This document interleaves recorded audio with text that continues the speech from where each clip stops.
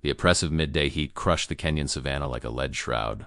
Thomas Moreau, a 42-year-old French wildlife photographer, wiped the sweat beading on his forehead while adjusting his telephoto lens. He'd been camping in the Masai Mara Reserve for 3 weeks, searching for the perfect shot that would make the cover of National Geographic. His provisions were beginning to run out, his patience too, but something deep inside him refused to give up. The sun was at its zenith when a deep rumbling made the air vibrate. Thomas looked up from his camera, intrigued. It wasn't the familiar roar of a male lion marking his territory, nor the joyful trumpeting of a herd of elephants heading toward a watering hole. No, this sound was different, charged with a primitive urgency that made the hair on the back of his neck stand up. He scanned the horizon through his binoculars, and what he saw froze him in place. A lioness was bursting from the golden tall grass, running at a frantic speed, her muscles rolling beneath her tawny fur. But this wasn't a hunt. Terror could be read in each of her movements. Behind her, emerging like a living mountain, a huge male elephant was pursuing her with a fury he had never seen in these usually peaceful giants. The pachyderm's ears were deployed to the maximum, its trunk raised high in the air, releasing deafening trumpets. Its tusks, long as spears, gleamed under the merciless sun. The ground trembled under the weight of its titanic steps, raising clouds of red dust that marked its destructive trajectory. Thomas immediately understood that something was wrong. Lions and elephants generally coexisted without conflict in the savannah. The felines avoided the pachyderms, aware of the mortal danger they represented. But here this elephant seemed possessed by an uncontrollable rage, and the exhausted lioness was beginning to slow down. His photographer's instinct told him to film this extraordinary scene. It was the kind of event one sees only once in a lifetime. But his humanity, that part of him that had always felt a deep connection with wild nature, screamed at him to intervene. The lioness was going to die, crushed under the massive feet of the furious giant or impaled on its sharp tusks.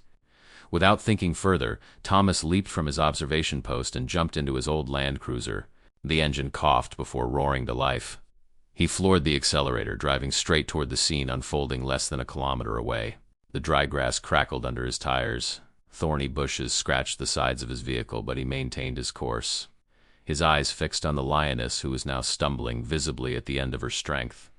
Thomas's heart was beating like a war drum. What exactly was he doing? How did he plan to stop an enraged 6-ton elephant? It was pure madness, assisted suicide. The rangers of the reserve had repeated the rules to him 1,000 times. Never approach wild animals. Never interfere with natural processes. Remain an observer. But in this moment, suspended between life and death, these rules seemed absurd to him. The distance was rapidly shrinking. Thomas could now hear the desperate panting of the lioness, see her flanks rising convulsively with each breath. The elephant was just a few meters behind her, its trunk whipping the air, seeking to grab the feline to crush it. Thomas honked with all his might, creating a deafening racket.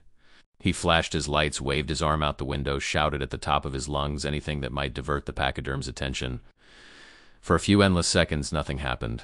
The elephant seemed so focused on its prey that it wasn't even aware of the vehicle speeding toward it. Then, miraculously, the giant slowed down.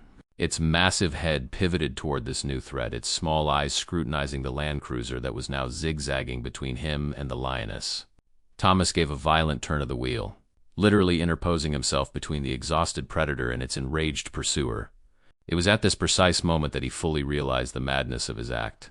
The elephant stopped abruptly, less than 10 meters from him, and stared at him with a chilling intensity. Time seemed to stand still. Thomas felt his blood freeze in his veins. He was facing one of the most powerful creatures in Africa, and he had deliberately made it angry. The pachyderm raised its trunk and let out a trumpeting that resonated like thunder. The sound was so loud that Thomas felt his eardrums vibrate painfully. The elephant suddenly charged, its tusks pointed straight at the vehicle. The photographer barely had time to shift into reverse and press the accelerator. The Land Cruiser jumped backward in a cloud of dust. The seconds that followed were a deadly ballet. Thomas backed up, turned, accelerated, all while keeping an eye on the elephant that was charging him with terrifying determination. Each time the giant got too close, he changed direction, using the superior maneuverability of the vehicle to avoid the devastating charges. His heart threatened to explode in his chest. His hands trembled on the steering wheel. But a crystalline lucidity guided his movements. From the corner of his eye, he saw the lioness collapse in the shade of a solitary acacia, out of immediate reach. She was safe for now. But he, Thomas, was now the target of all the elephant's fury. After what seemed like an eternity but probably only lasted a few minutes, the pachyderm stopped.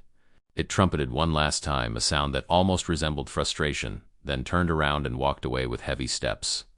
Thomas cut the engine and collapsed on his steering wheel, shaking in every limb. The adrenaline that had kept his body alert was dissipating, leaving him empty, on the verge of tears. He stayed like this for several minutes, breathing deeply, trying to calm the frantic beating of his heart. Then slowly he turned his head toward the acacia where the lioness had taken refuge.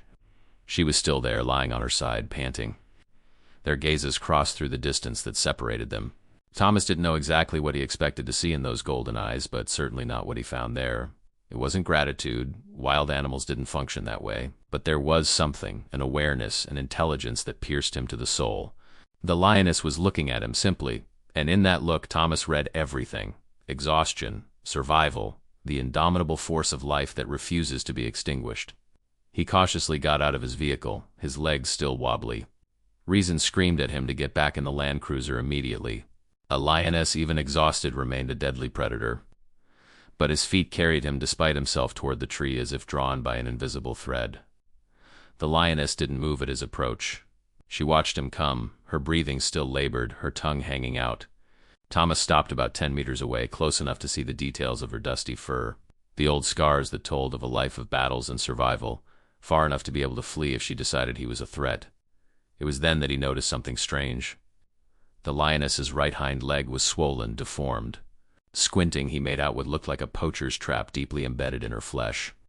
The rusted metal had bitten into the muscles and tendons, causing a visible infection. The wound was old, perhaps several days. Everything made sense now. The injured lioness must have gotten too close to a young elephant or a watering hole that the male jealously guarded. In her weakened state, she hadn't been able to escape quickly enough, triggering the pachyderm's aggression.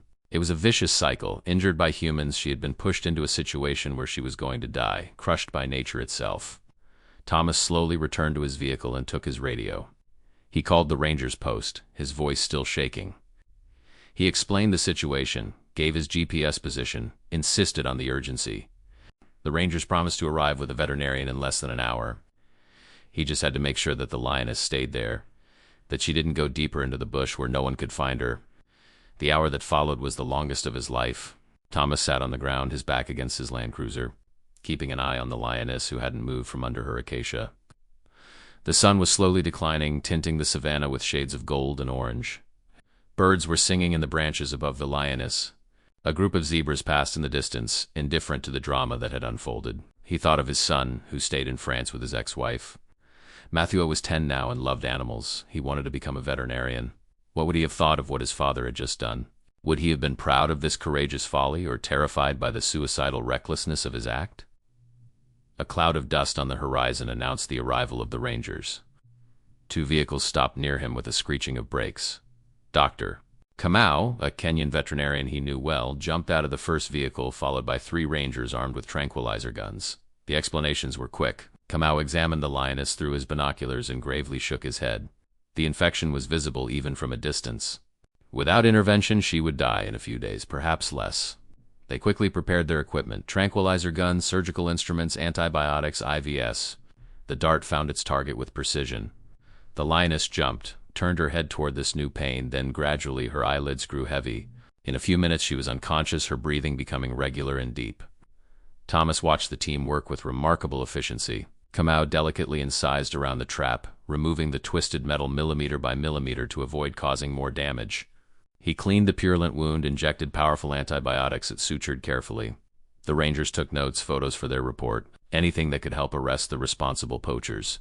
2 hours later, the work was completed. The lioness, still asleep, had been moved to a safer area of the reserve, far from elephant territories. They would wait for her to wake up, monitor from a distance to ensure she was recovering normally. Kamau approached Thomas, who had not left the site. The veterinarian placed a hand on his shoulder and smiled. "What you did today was completely crazy," he said in French, tinged with a British accent. "You could have died 10 times over. But you also saved a life. This lioness now has a chance to heal, to return to hunting, maybe even to have cubs. You broke all the rules, but sometimes rules need to be broken." Thomas nodded, unable to speak. The emotions of the day suddenly overwhelmed him. Fear, adrenaline, relief, joy, all mixing in a wave he could no longer contain. Tears flowed down his dusty cheeks. The sun was now setting for good, igniting the horizon with impossible colors. The savannah took on its nocturnal hues, preparing for the eternal ballet of predators and prey that would begin again as soon as darkness was complete. 3 days later, Thomas was still in the reserve. He couldn't leave. Something held him back, an invisible thread that now linked him to this lioness whose existence he had been unaware of just days before. Kama called him every morning with news. The lioness was doing better. She still limped, but she had managed to hunt a warthog. The infection was receding. She would survive. On the 4th day, Thomas returned near the area where she had been released. He didn't get too close, staying in his vehicle, binoculars in hand. He spotted her after an hour of searching, lying in the shade of a thorny thicket. She was licking her bandaged paw, observing him from time to time with that wary curiosity typical of felines. Then, something extraordinary happened. Another vehicle approached in the distance, raising a cloud of dust. The lioness immediately stood up, alert. But instead of fleeing as she normally would have, she looked in Thomas's direction. For a fraction of a second, their gazes met again, across the distance and through the windows of the Land Cruiser. Thomas never knew with certainty what happened in that instant. Scientists would have told him he was projecting his own emotions onto an animal incapable of such complex thoughts. But in his heart he was convinced he had seen something in those golden eyes. A recognition, perhaps. A connection. A silent thank you from a wild creature to the man who had risked his life to save her. The lioness then turned away and moved off at a limping but determined trot, disappearing into the tall grass that undulated in the breeze. Thomas watched her go until there was nothing but a golden quiver in the vegetal ocean, then nothing at all. He sat in his vehicle for a long time after she had disappeared, contemplating the savannah that stretched endlessly before him. Something had changed in him that day. He didn't know exactly what, but he felt it in his bones, in his blood. He had touched something primordial, ancient, this force that unites all living beings in a complex dance of survival and compassion. In the following weeks, Thomas finished his stay in the reserve and returned to France. The photos he had taken during this period were published in National Geographic, accompanied by the story of the lioness. The article caused a sensation, not because of the quality of the photos, but because of the story it told. Donations poured in to fund the fight against poaching in the Masai Mara Reserve.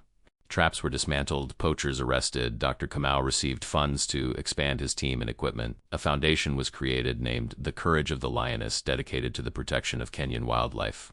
But what marked Thomas the most was the letter he received from his son. Mathri wrote to him that he was proud of him, that he wanted to be like him when he grew up, not simply to become a veterinarian, but to be someone who fights for those who cannot fight for themselves. A year later, Thomas returned to Kenya. He needed to know to see if she was still there. The rangers guided him to an area that a family of lions had recently claimed. And there, among the tall grass, he saw her. The lioness was in full health now, her fur gleaming under the sun. But that was not what took Thomas's breath away. By her side, 3 lion cubs played, fighting over a piece of wood, rolling in the dust with that adorable clumsiness of young felines. She had survived. She had healed. She had given life. The lioness raised her head at his approach, and for the 3rd time their gazes met. Thomas smiled, tears of joy blurring his vision. He didn't approach any closer. It wasn't necessary. He had seen what he needed to see. As he left, the declining sun behind him cast his long shadow on the savannah. And in that shadow, for a brief moment, one could almost see 2 silhouettes, that of a man and that of a lioness, walking side by side in the golden light of eternal Africa. That day in the savannah, when Thomas Moreau had rushed between an enraged elephant and a dying lioness, he hadn't simply saved a life. He had reminded the world of something essential, something that modern humanity had almost forgotten, that sometimes courage is not the absence of fear, but the choice to act despite it. That compassion knows no species boundaries. That each life, whether human or animal, has an inestimable value.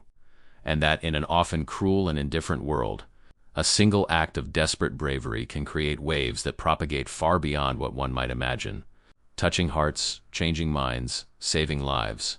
The story of Thomas and the lioness became a legend in the Masai Mara Reserve. The guides told it to tourists, the rangers whispered it around campfires.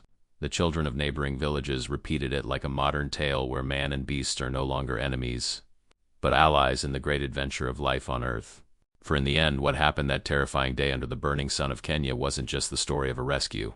It was a reminder that we all share this planet, that our destinies are intertwined in ways we are just beginning to understand, and that the simplest act of kindness can have extraordinary consequences that resonate through time and space.